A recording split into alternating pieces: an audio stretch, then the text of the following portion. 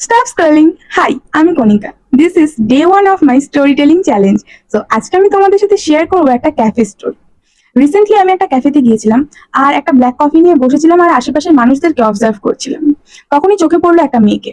মেয়েটা কাউন্টারে গিয়ে অর্ডার করছিল খুব লো ভয়েসে, like one cold coffee, extra sugar, maybe, like that. So কাউন্টারের লোকটি বললো, ক্যান ইউ রিপিট দ্যাট? সেই কথাটা শুনে মেয়েটি অকওয়ার্ড হয়ে গেল।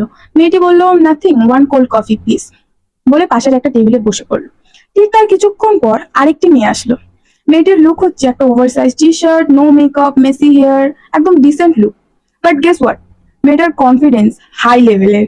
মেয়েটা কাউন্টারে গিয়ে অর্ডার করলো, like one caramel cold coffee with extra ice and low sugar, yeah please. ক্যাফের সবার নজর মেয়েটার দিকে।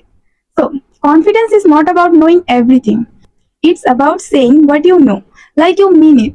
And I also realized that confidence is not about your height, your weight, your look, your fashion sense, or etc. So be confident no matter what. তো দেখা হচ্ছে next ভিডিওতে এরকম আরেকটা স্টোরি নিয়ে। Till then, bye by.